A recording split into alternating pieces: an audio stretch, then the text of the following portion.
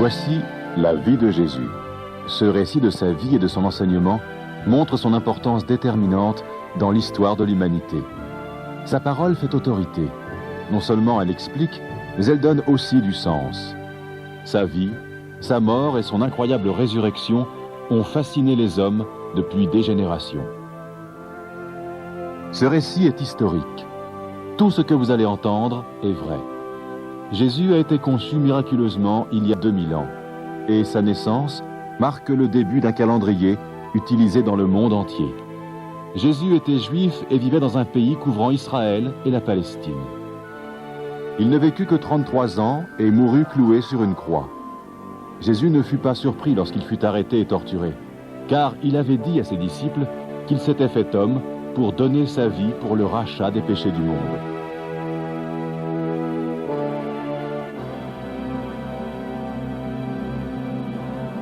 Pendant les 3 ans qui précédèrent sa mort, Jésus alla de ville en ville afin d'enseigner aux hommes qu'il était envoyé par Dieu pour donner son esprit éternel, le Saint-Esprit, à tous ceux qui accepteraient le don de son pardon. Ainsi, tout homme qui le suivrait aurait l'assurance de vivre avec Dieu pour toujours après sa mort. Pour montrer qu'il était bien Dieu, le Créateur ayant pris forme humaine, Jésus accomplit de nombreux miracles. Il a guéri des malades, calmé des tempêtes et ramené des morts à la vie. Ce sont les Saintes Écritures, appelées la Bible, qui nous rapportent le plus fidèlement la vie de Jésus.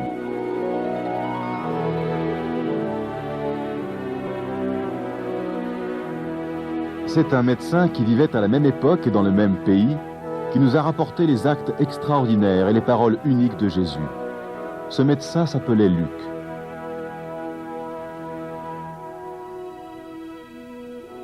Vous allez maintenant découvrir une partie de la vie de Jésus d'après l'Évangile selon saint Luc.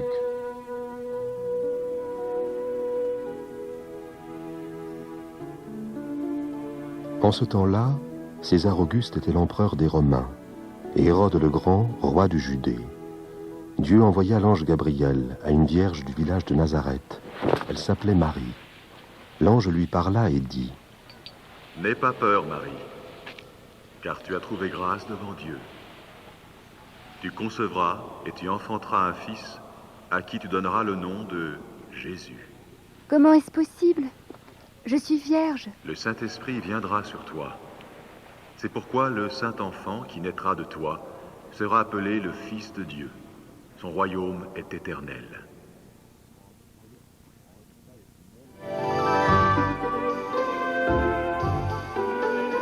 Les jours passèrent et Marie était enceinte. Quand la nouvelle lui arriva que sa cousine Élisabeth et son mari Zacharie allaient aussi avoir un enfant après toutes ces années, Marie partit en hâte sur les routes poussiéreuses pour rejoindre le village où vivait le couple. Élisabeth! Marie, cousine Marie, tu es bénie entre toutes les femmes. Et l'enfant que tu portes, lui aussi est béni, car à l'instant où tu m'as salué, le bébé qui est en mon sein a remué d'allégresse.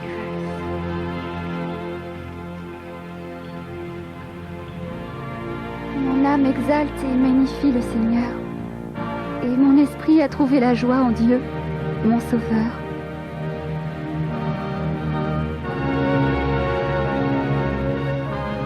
Désormais, tous les âges diront mon bonheur.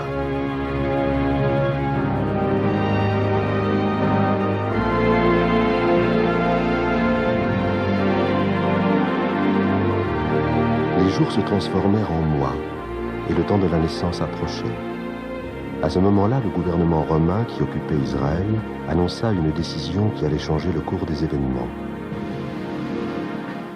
Sachez, hommes de Nazareth, que l'empereur César Auguste a fait paraître un édit exigeant un recensement sur les territoires occupés de Galilée et de Judée. Tous doivent aller se faire inscrire, chacun dans sa ville natale.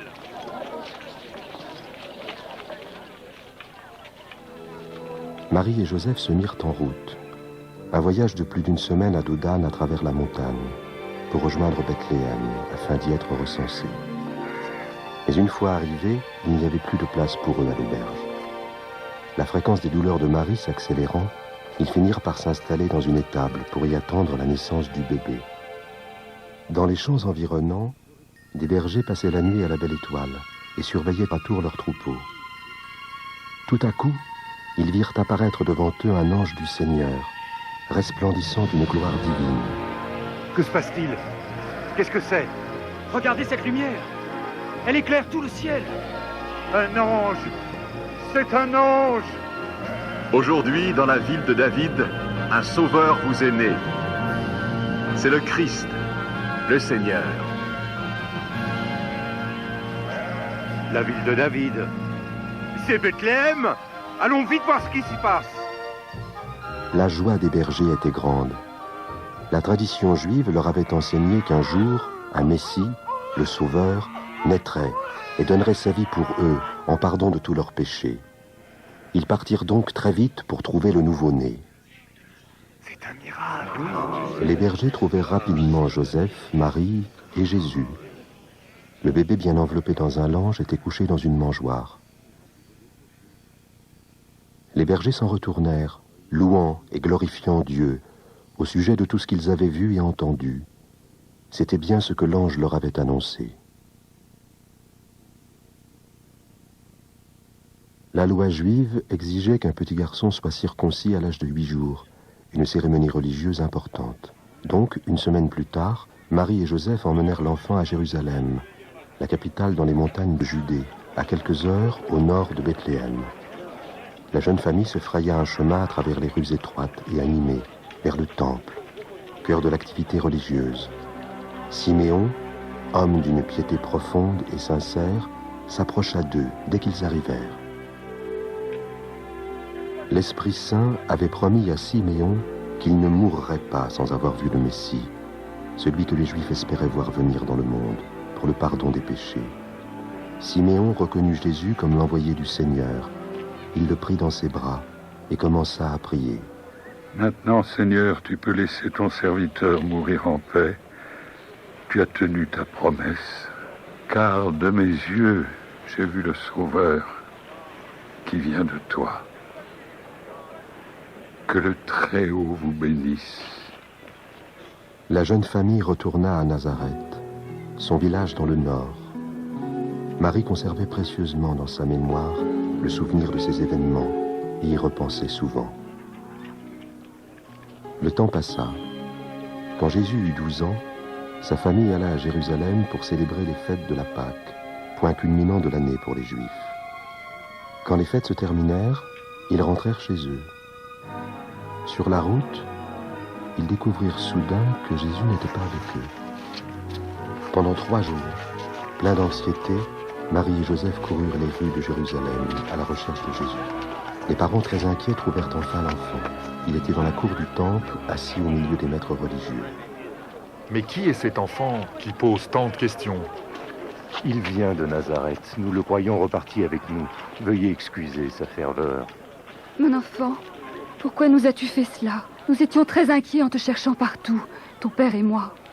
Pourquoi m'avez-vous cherché? Ne saviez-vous pas que je dois m'occuper des affaires de mon père? Puis Jésus retourna à Nazareth avec ses parents où il grandit en force et en sagesse. Il se rendait agréable à Dieu et aux hommes. Pendant la 15e année du règne de l'empereur romain Tibère, la parole de Dieu se fit entendre à Jean, le fils d'Élisabeth, la cousine de Marie. Jean enseignait aux foules de se détourner du péché, d'être baptisés et de se consacrer à Dieu. On l'appelait Jean-Baptiste. Éloignez-vous du péché! Faites-vous baptiser! Et Dieu pardonnera vos péchés! Le discours de Jean l'amena sur les rives du Jourdain, un endroit naturellement adapté pour parler aux foules. Il baptisait tous ceux qui croyaient en son message. Ainsi qu'il est écrit au livre de paroles du prophète Ésaïe, une voix crie dans le désert. Préparez le chemin du Seigneur. Rendez droit ses sentiers. Tout ravin sera comblé.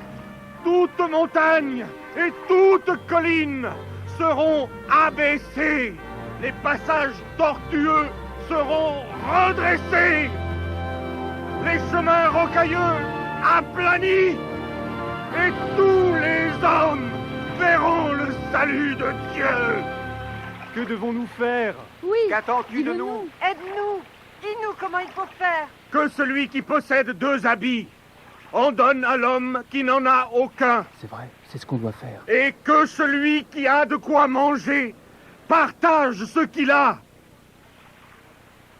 Maître, et nous les collecteurs d'impôts, que devons-nous faire? N'exigez rien de plus que ce qui est légal. Dans la foule, il y avait des soldats romains qui avaient aussi des questions à poser. Mais pour nous, les soldats, que conseilles-tu? Eh bien, n'extorquez d'argent à personne et ne dénoncez personne à tort. Contentez-vous de votre paye. Dis-nous, es-tu le Messie? Moi, je vous baptise d'eau, mais un autre, bien plus puissant que moi, arrivera. Je ne suis pas digne de délier la courroie de ses sandales. C'est lui qui vous baptisera du Saint-Esprit et de feu. Il séparera le grain de la paille et il amassera tout le grain dans son grenier. À ce moment, Jésus, qui avait maintenant environ 30 ans, s'approcha de la rivière. Jean accepta de le baptiser. En sortant de l'eau, Jésus commença à prier. Alors l'Esprit Saint descendit sur lui sous la forme d'une colombe, et une voix se fit entendre du ciel. « Tu es mon Fils bien-aimé, tu fais toute ma joie. »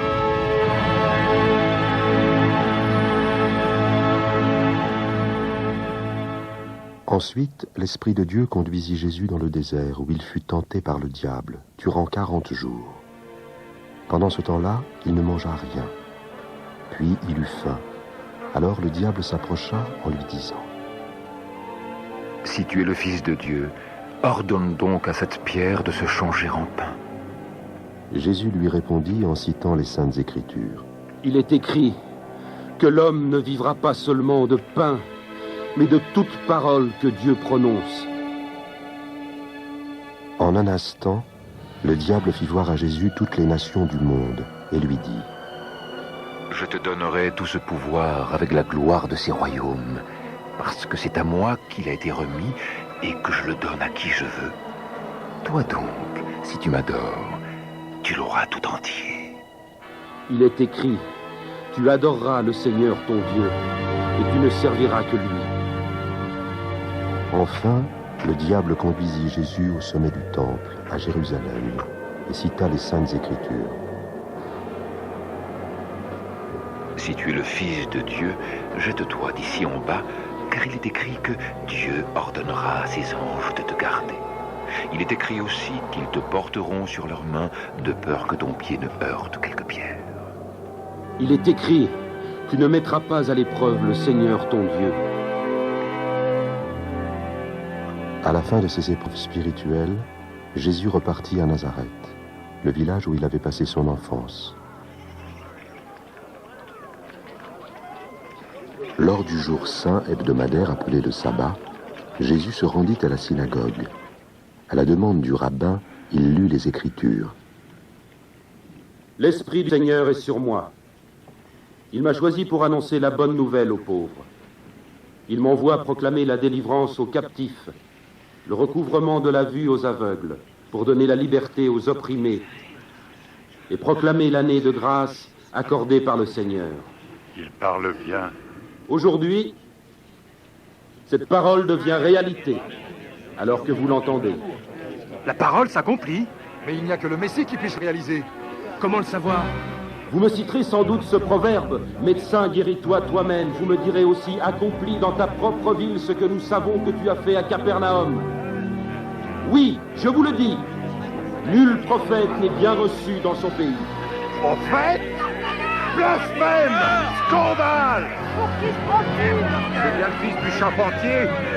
Sortez-le d'ici, allez dehors! La foule essaya de précipiter Jésus du sommet de la falaise, juste à l'extérieur du village. Mais il passa au milieu d'eux et s'en alla.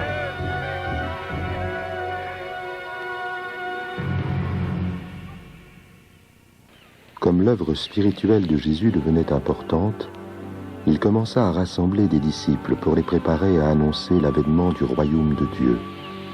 Au bord du lac de Galilée, il trouva plusieurs pêcheurs en train de nettoyer leurs filets. Leurs noms étaient Simon-Pierre, Jacques et Jean. À côté d'eux, il y avait 2 bateaux de pêche. La paix soit avec toi. Et avec toi, maître. M'embarqueras-tu, Simon? Pourquoi pas? Avance ta barque plus loin dans les eaux profondes. Puis toi et tes compagnons, jetez vos filets pour la pêche. Mais maître, nous avons pêché dur toute la nuit, et sans rien prendre. Mais, si tu le dis, je lance les filets. Jacques! Jean!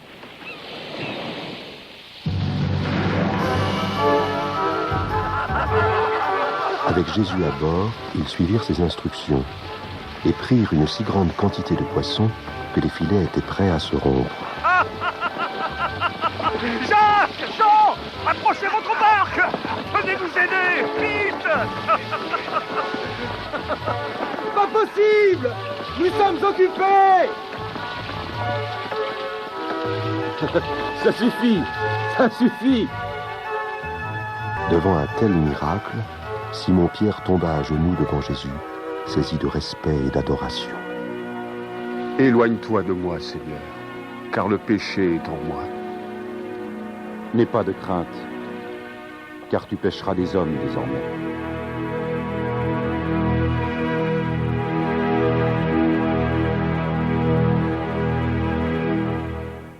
Capernaum était une ville animée au bord du lac de Galilée. Jésus y trouva un public intéressé par son enseignement sur le royaume de Dieu. Soudain, un homme jaillit de la foule. C'était Jaïrus, le rabbin de la synagogue locale. Jésus! Il vient! C'est lui! Regardez! Jésus! Je te prie de sauver ma fille unique! Oh, maître, aie pitié! Elle va mourir! Et elle n'a que 12 ans! Pitié! Vite, maître! Viens! Laissant la foule derrière lui, Jésus suivit le rabbin. Sur la route, ils rencontrèrent un ami de la famille. Jaïrus, je suis navré. Ta fille est morte. Jésus! C'est trop tard. Ne dérange plus le maître. Ne crains rien. Crois seulement. Et ta fille guérira.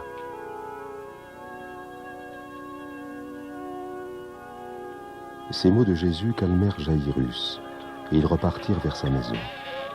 Un groupe de personnes en pleurs y était déjà, se frappant la poitrine de douleur. Mais en arrivant dans la cour, Jésus les renvoya et ne permit qu'à Jaïrus, sa femme et 3 de ses disciples les plus proches, les pêcheurs Pierre, Jacques et Jean, d'entrer dans la maison. Ils trouvèrent la jeune fille allongée sur un matelas. Jésus se pencha, prit sa main et dit : « Ne pleure pas. Elle n'est pas morte, elle dort. Enfant, lève-toi. »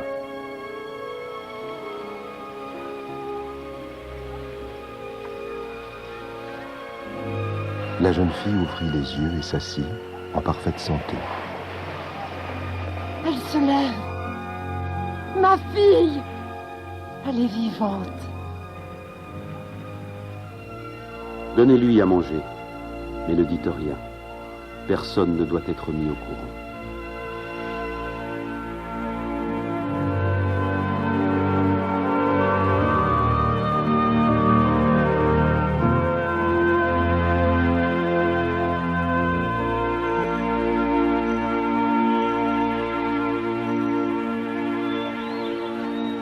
Jésus aimait la compagnie des enfants. Quelquefois, ses disciples essayaient de les éloigner de lui. Mais Jésus les prenait dans ses bras avec douceur, donnant ainsi l'exemple à ses disciples. Alors faites comme moi.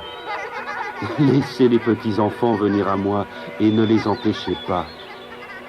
Car le royaume de Dieu appartient à ceux qui leur ressemblent. En vérité, je vous le dis, celui qui ne reçoit pas le royaume de Dieu comme un petit enfant n'y entrera jamais. Qui accueille cet enfant en mon nom m'accueille moi-même. Ainsi, il accueille aussi celui qui m'a envoyé. Car le plus petit d'entre vous tous est le plus grand.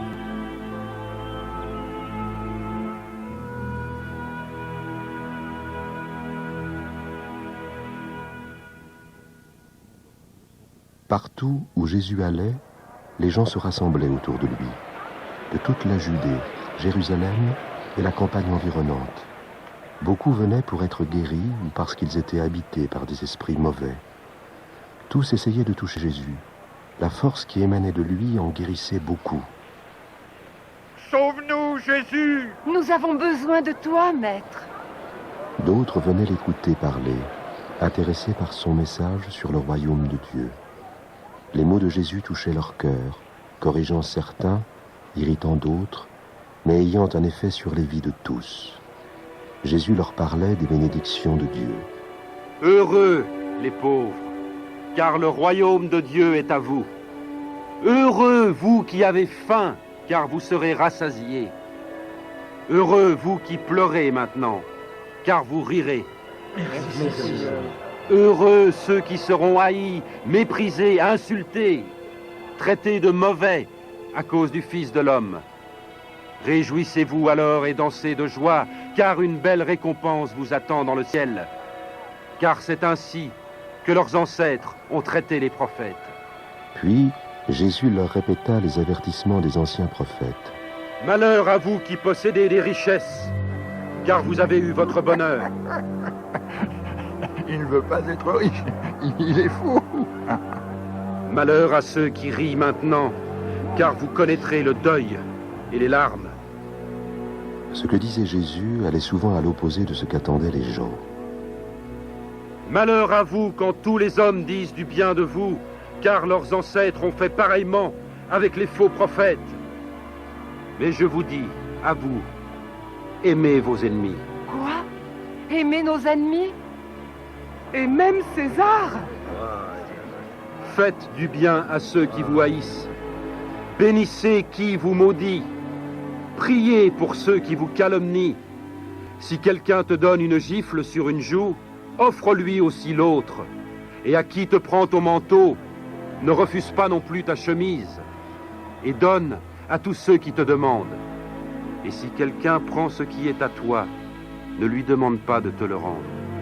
Faites aux autres ce que vous voudriez que les autres fassent pour vous. Mais enfin, il ne peut pas parler des Romains. Encore moins des infâmes Samaritains. Eux-mêmes, Dieu ne les aime pas. Ne jugez pas, et vous ne serez pas jugés. Ne condamnez pas, et on ne vous condamnera pas. Pardonnez, et on vous pardonnera. Jésus, montre-nous le chemin. Donnez, et ainsi vous recevrez. Car la mesure que vous employez servira aussi pour vous. Si vous aimez seulement ceux qui vous aiment, quelle reconnaissance en attendre? Même les pécheurs aiment ceux qui les aiment. Et si vous ne faites du bien qu'à ceux qui vous en font, quelle reconnaissance vous en a-t-on? Même les pécheurs en font autant. Oh Maître, guide nos pas! Aimez vos ennemis et faites-leur du bien. Prêtez, sans rien en espérer en retour. Alors votre récompense sera grande. Vous serez les fils du Très-Haut, parce qu'il est lui-même bon pour les ingrats et les méchants. Soyez généreux, tout comme votre Père est généreux. L'enseignement de Jésus surprenait souvent les gens. Ses actions étaient encore plus étonnantes. Un jour qu'il passait près du quartier des affaires de Capernaum, Jésus vit Matthieu Lévi, le collecteur d'impôts, assis à son poste de péage. Matthieu collectait l'impôt à l'entrée de la ville. 16, 17, 18, 19, 20, c'est tout ce que j'ai. Comment ça, c'est tout ce que tu as? Des tricheurs, des menteurs. Parce que des collecteurs d'impôts comme Matthieu volaient leur propre peuple, la plupart des Juifs les haïssaient et refusaient tout contact avec eux. Mais Jésus parla directement à Matthieu. Viens, suis-moi. Oui, Seigneur. Jésus passa une nuit entière, seul à prier Dieu. Puis il choisit 12 hommes pour être ses disciples les plus proches, ses apôtres, ceux qu'il préparerait plus spécialement pour aller répandre la bonne nouvelle. Parmi les pécheurs, il choisit Pierre, André, Jacques et Jean. Il choisit aussi Philippe, Barthélemy et Matthieu, le collecteur d'impôts, Thomas et Jacques le fils d'Alphée, Enfin, il choisit Simon, surnommé Zélote, Judas, le fils de Jacques, et Judas Iscariote, celui qui allait le trahir. Alors que la popularité de Jésus augmentait auprès du peuple, les dignitaires religieux s'inquiétaient de son enseignement inhabituel et de son amitié pour beaucoup d'exclus de la société. Mais il y avait des exceptions, comme Simon le pharisien, un chef religieux. Celui-ci fit part à un ami de son intérêt pour Jésus. Je voudrais connaître cet homme. Penses-tu qu'il pourrait être notre Messie? Simon invita donc Jésus à dîner, pour savoir s'il était l'élu que les Juifs attendaient. Jésus arriva chez Simon avec ses disciples. Ils se déchaussèrent à la porte et passèrent rapidement dans la confortable salle à manger. Jésus fut invité à s'asseoir près de son hôte. Allons les enfants, laissez-nous. Vous m'entendez? Allons. Ah, ces enfants, ils ne sont jamais tranquilles. Tout le monde s'assit et attendit d'être servi. Que vient-elle faire là? Je sais pas. Une femme de mauvaise réputation entra dans la pièce en portant un vase de parfum. Elle avait appris que Jésus mangeait dans cette maison. Qu'est-ce qu'elle fait ici? La femme se précipita vers Jésus. Avec ses larmes, elle lava ses pieds poussiéreux. Avec ses longs cheveux, elle les essuya, puis elle les embrassa. Simon se dit: si cet homme était vraiment un prophète, il saurait qui est cette femme qui le touche. Il saurait qu'elle est une femme de mauvaise vie. La femme ouvrit le vase et versa le parfum sur les pieds de Jésus en geste d'adoration. Jésus regarda son hôte et dit: Je sais qui est cette femme, Simon. Alors écoute ceci. C'est l'histoire d'un prêteur à qui 2 hommes devaient de l'argent. L'un lui devait 500 pièces d'argent et l'autre 50 pièces. Aucun des deux ne pouvant le payer, il leur fit grâce de leur dette. Lequel des deux l'aima le plus? Celui, je pense, auquel il avait remis la plus grosse dette. Tu as raison. Vois-tu cette femme? En arrivant, tu ne m'as pas versé d'eau sur les pieds. Elle m'a baigné les pieds de ses larmes et les a essuyés avec ses cheveux. Tu ne m'as pas embrassé pour m'accueillir, mais elle n'a pas cessé de m'embrasser les pieds. Tu n'as pas répandu d'huile sur ma tête, mais elle a répandu du parfum sur mes pieds. Je vous le dis, ses nombreux péchés sont pardonnés. C'est pourquoi elle montre tant d'amour. Mais celui à qui on pardonne peu manifeste peu d'amour.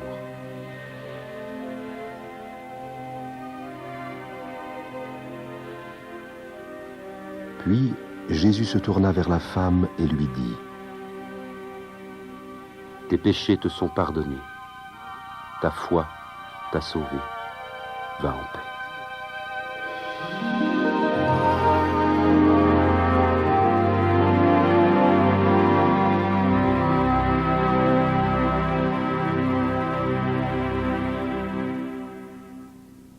Bien que les dignitaires religieux comme Simon le pharisien en soient fréquemment offensés, Jésus les visait souvent à travers ses leçons, appelées paraboles. Elle ne va pas nous quitter. Parle-nous. Parle-nous. Un jour, 2 hommes se présentèrent au temple pour prier. L'un d'eux était chef religieux, l'autre collecteur d'impôts. Le chef religieux se tenait à part et priait. « Oh Dieu, je te remercie de ne pas être avare, malhonnête et adultère comme les autres hommes, en particulier de ne pas être comme ce collecteur d'impôts là-bas. On dirait bien un pharisien. Je jeûne 2 jours par semaine, je donne 1/10 de tous mes revenus. » Mais le collecteur d'impôts se tenait à part et n'osait même pas lever les yeux. Il se frappait la poitrine en disant « Oh Dieu, aie pitié du pécheur que je suis. » Seigneur, montre-nous le chemin. Je vous l'assure, c'est ce dernier, et non pas l'autre, qui rentré chez lui fut déclaré juste devant Dieu. Car tout homme qui s'élève sera abaissé, et celui qui s'abaisse sera élevé. Parle encore, Seigneur. Tendez l'oreille et venez à moi. Écoutez, et votre âme vivra. Cherchez l'Éternel pendant qu'il est là. Invoquez-le tandis qu'il est prêt. que le coupable abandonne sa voie et l'homme malfaisant ses pensées, qu'il revienne à l'Éternel, qui aura compassion de lui, qui pardonnera généreusement. Vous sortirez dans la joie et vous serez conduits dans la paix.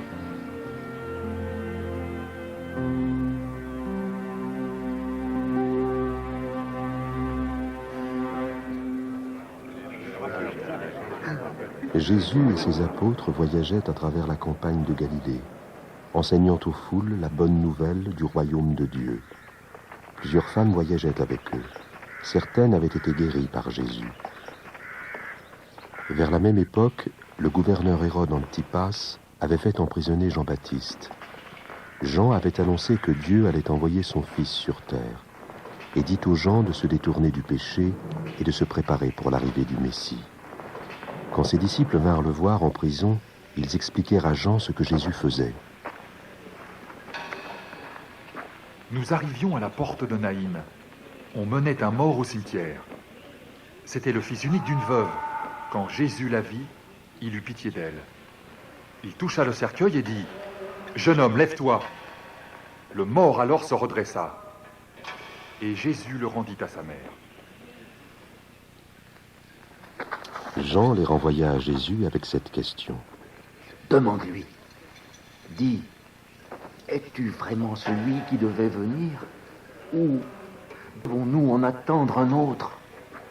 Les disciples de Jean quittèrent la prison et cherchèrent Jésus. Ils le trouvèrent en train de guérir des malades et de débarrasser des esprits mauvais ceux qui en étaient affligés. C'est Jean-Baptiste qui nous envoie. Es-tu vraiment celui qui devait venir? Ou devons-nous en attendre un autre? Dites-lui ce que vous avez vu et entendu. Les aveugles voient, les boiteux marchent. Bienheureux qui ne perdra pas sa foi.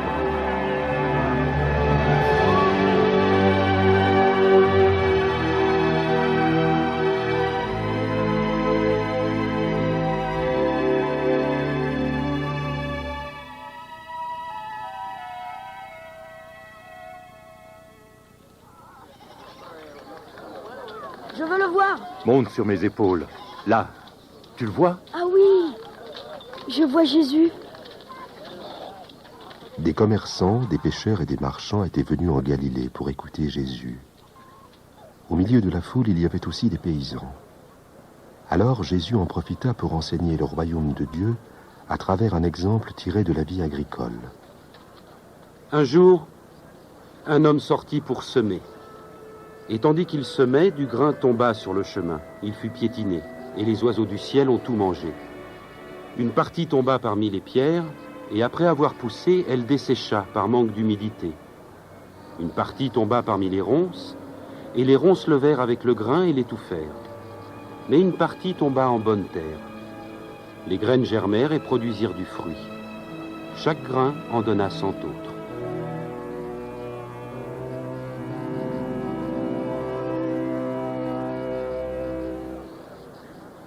Le prenant à part, à l'écart de la foule, ses disciples lui demandèrent ce que signifiait cette parabole.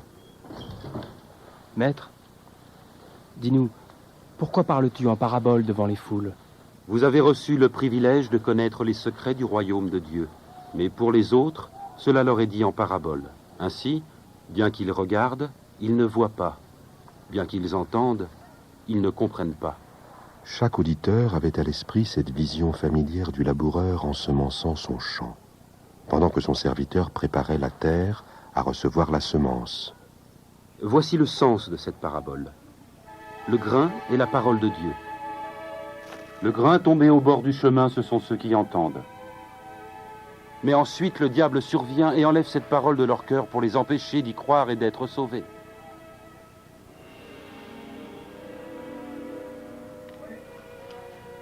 Le grain qui tombe en terre pierreuse représente ceux qui reçoivent la parole et en sont joyeux. Mais elle ne prend pas racine. Pendant un moment, ils croient, mais au moment de l'épreuve, ils abandonnent tout. Ce qui est tombé dans les ronces, ce sont ceux qui entendent, mais se laissent étouffer par les soucis, les richesses et les plaisirs de la vie. Leurs fruits ne mûrissent jamais.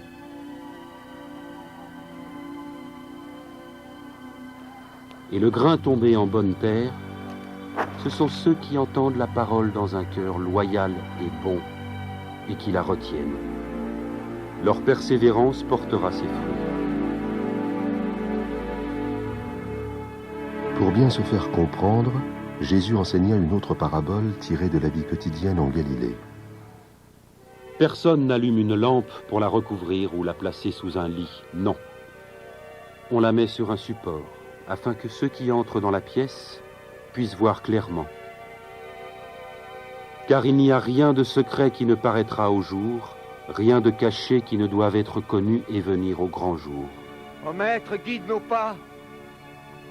Écoutez donc avec attention. Car à celui qui a, il sera donné.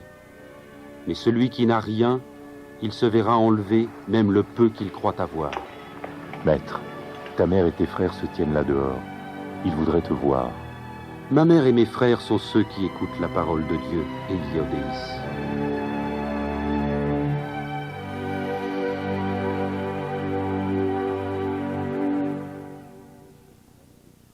Un jour, Jésus et ses apôtres montèrent dans une barque pour traverser le lac de Galilée, une petite mer intérieure qui pouvait toutefois se révéler dangereuse. On dirait qu'une tempête se prépare. Ah, elle est mauvaise. Écopez! Écopez!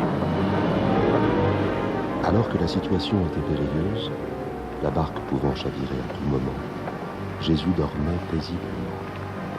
Maître! Maître! On coule! Maître! Les voiles se déchirent! Nous allons tous mourir! Les vagues sont trop fortes! Nous allons nous noyer! Vite! Aide-nous! Sauve-nous! Jésus se leva, commanda au vent et aux vagues, et le calme se fit. Nous sommes sauvés! C'est un miracle! Où est votre foi?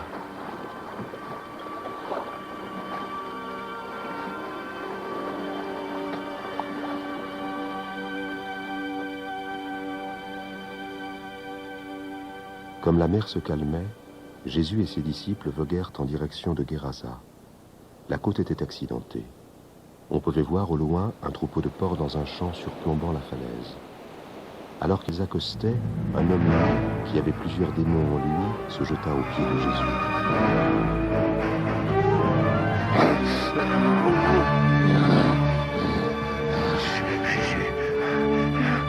Fils du Dieu très haut, que veux-tu de moi? Je t'en prie, ne me punis pas. Quel est ton nom? Légion, nous te supplions, ne nous jette pas dans l'abîme. Laisse-nous entrer dans ce troupeau de porcs.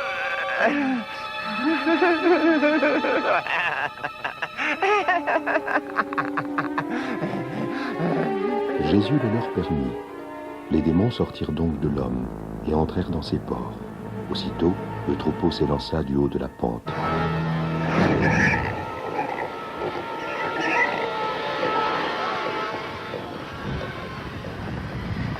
Hé! Revenez! Arrêtez! Arrêtez! Revenez!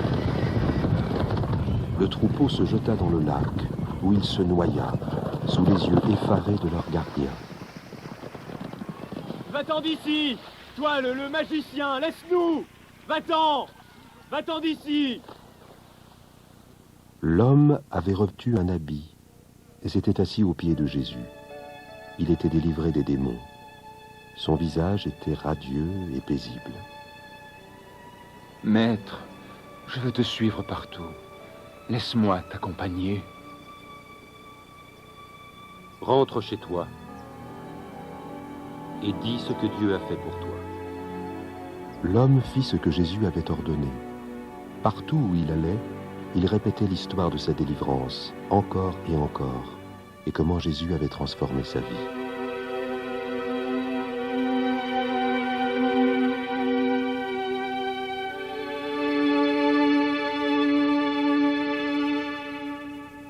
Galilée, partout où Jésus allait, de grandes foules se rassemblaient pour le voir et l'écouter.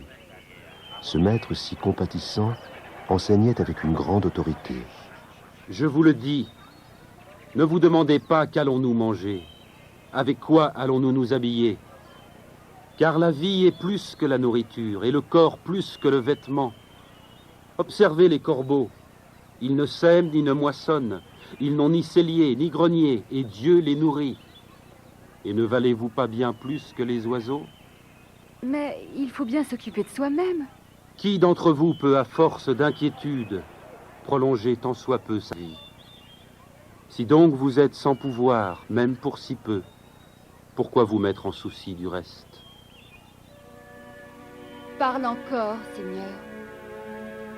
Observez ces lys, et comme ils croissent, ils ne filent ni ne tissent, et pourtant, Salomon lui-même, dans toute sa gloire, n'a jamais été vêtu comme l'un d'eux. Si Dieu revêt ainsi l'herbe des champs qui demain sera jetée dans le feu, il fera donc bien plus pour vous, ô gens de peu de foi. Fais grandir notre foi. Si votre foi était grosse comme une graine de moutarde, vous pourriez dire à l'arbre qui est là, déracine-toi et va te planter dans la mer. Et il vous obéirait. Même si son enseignement déroutait les adultes, sa douceur attirait les enfants. Il l'écoutait assis à ses pieds.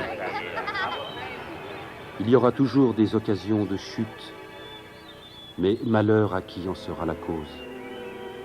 Il vaudrait mieux pour lui qu'on lui attache une pierre au cou et qu'on le jette à la mer pour qu'il ne provoque pas la chute de l'un de ses petits. Beaucoup de gens en quête de vérité l'écoutaient attentivement, parfois sans bien comprendre le sens de ses paroles. À quoi est semblable le royaume de Dieu? Il ressemble à la graine de moutarde qu'un homme prit et mit dans son jardin. La graine poussa, devint un arbre, et les oiseaux du ciel nichèrent dans ses branches. Mais en fait, où sera-t-il, ce royaume? Le royaume de Dieu ne viendra pas d'une façon spectaculaire. Et personne ne dira, venez, il est ici ou il est là. Car le royaume de Dieu est au milieu de vous. Le temps viendra où vous désirerez voir un seul des jours du Fils de l'homme. Mais vous ne le verrez pas. En effet, quand le Fils de l'homme reviendra, il sera comme l'éclair qui jaillit d'un point à l'autre du ciel et illumine tout l'horizon. Mais il faut d'abord qu'il souffre et qu'il soit rejeté par les gens d'aujourd'hui. Mais les adultes ne comprenaient pas toujours Jésus, même les dignitaires religieux les plus éduqués. Mais comment peux-tu manger et boire avec ces gens de mauvaise vie? Les bien portants n'ont pas besoin de docteur. Seuls les malades l'attendent. Je n'appelle pas ceux qu'on dit respectables à se repentir, mais les pécheurs. Parle-nous encore du royaume de Dieu. Allez, raconte encore. N'ayez pas peur, petit troupeau, car votre Père a trouvé bon de vous donner le royaume. Vendez ce que vous possédez et distribuez le produit aux pauvres. Constituez-vous dans les cieux un trésor inaltérable et qui ne s'épuisera pas. Aucun voleur ne pourra l'atteindre et aucune mythe l'entamer. Car là où est votre trésor, là aussi sera votre cœur.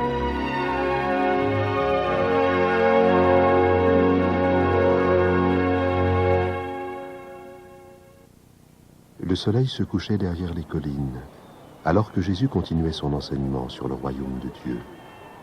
Et pourtant la foule, plusieurs milliers de personnes, ne s'en allait toujours pas. Maître, dis-leur de s'en aller. Renvoie-les dans les villages et les fermes des environs, pour qu'ils se logent et se ravitaillent. Cet endroit est désert. Donnez-leur vous-même à manger. Mais nous n'avons rien, à part 5 pains et 2 poissons. Jésus ordonna à ses disciples de faire s'asseoir la foule en groupe de 50. Ensuite, il leva les mains au ciel pour prier. Béni sois-tu, Seigneur notre Dieu, qui règne sur l'univers, qui fait sortir le pain de la terre. Jésus partagea les pains et les poissons en morceaux et remplit les paniers que les disciples distribuèrent ensuite à la foule. Et 5000 hommes, ainsi que les femmes et les enfants, mangèrent tous à satiété.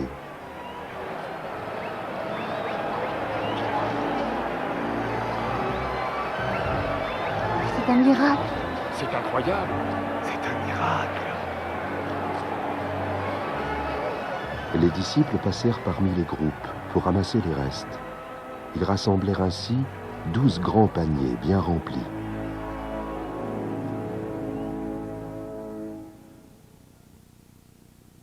Un jour où Jésus priait dans un lieu isolé, il se tourna vers ses disciples et leur posa une question.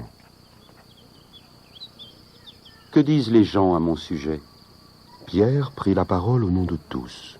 Certains disent que tu es Jean-Baptiste. Pour d'autres encore, tu es Élie. Et puis, certains croient que l'un des prophètes d'autrefois est revenu à la vie. Et à votre avis, qui dites-vous que je suis?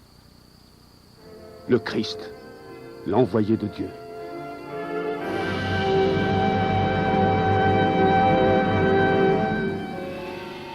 N'en dites rien à personne.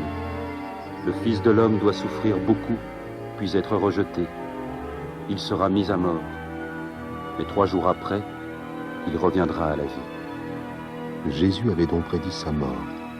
Il serait crucifié, c'est-à-dire cloué sur une croix. Puis il ressusciterait 3 jours après sa mort. Mais ses disciples ne comprirent pas. Qui d'entre vous me suivra? Je te suivrai, Seigneur. Mais d'abord, laisse-moi aller dire adieu à ma famille. Quiconque met la main à la charrue puis regarde en arrière n'est pas fait pour le royaume de Dieu. Si quelqu'un veut venir à ma suite, qu'il renonce à lui-même et prenne sa croix chaque jour et qu'il me suive. Car celui qui veut sauver sa vie la perdra, mais celui qui perd sa vie à cause de moi la sauvera. À quoi sert-il à un homme de gagner le monde entier s'il perd son âme? Dieu soit loué! Seigneur, montre-nous le chemin. Partout où il allait, Jésus attirait les foules, tant son enseignement et sa compassion pour les exclus étaient inhabituels. Comme lui et ses disciples approchaient de Jéricho, un aveugle était assis au bord du chemin, en train de mendier. Qu'est-ce que c'est? Que se passe-t-il? C'est Jésus de Nazareth qui passe par là. Jésus! Jésus, fils de David, aie pitié de moi. Que veux-tu que je fasse pour toi? Je voudrais voir à nouveau. Alors vois, car ta foi t'a guéri. Je vois. Je vois. Oui. Je vois.